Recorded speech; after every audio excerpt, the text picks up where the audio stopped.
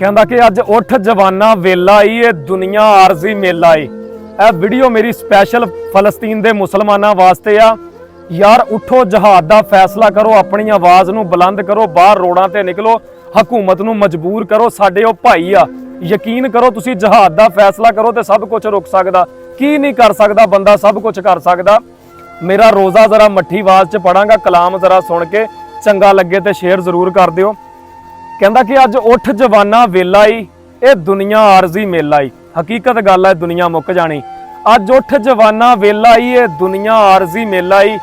अपनियां मावां जाइयां नूं अज लोड़ है तेरी भाइयां नूं। अपनियां मावां जाइयां नूं अज लोड़ है तेरी भाइयां नूं। मुसलमान भाई भाई साडा इस्लाम कहंदा ना, ओए अज लोड़ है तेरी भाइयां नूं। अज मर्द मजाहत जिंदा कर, गफलत दा खत्म दरिंदा कर। ओए अपने अंदर दे मजाहत नूं जगाओ सरकार। अज मर्द मजाहत जिंदा कर, गफलत दा खत्म दरिंदा कर।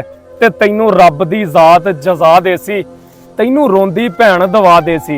ओ तैनू रब दी जात जजा देसी, तैनू रोंदी भैन दवा देसी। अज उजड़ी भैन दे नीर नूं तक, हाय हाय हाय, आ जड़ियां रोंदियां पईयां साडियां उत्थे भैणां, अज उजड़ी भैन दे नीर नूं तक, फलस्तीन कश्मीर नूं तक, मजलूम गरीब प्यासे तक, जुल्मां नूं आसे पासे तक।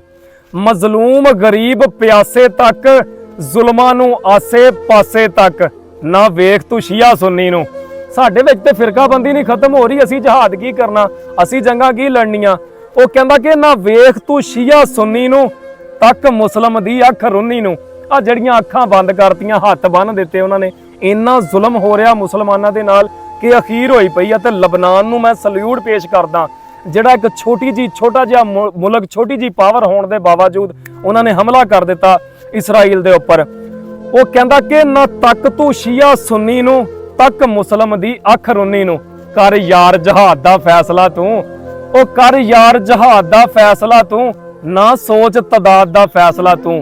जदों जंग वाजिब हो जाए ना, फिर सामने लश्कर नहीं वेखे जाते।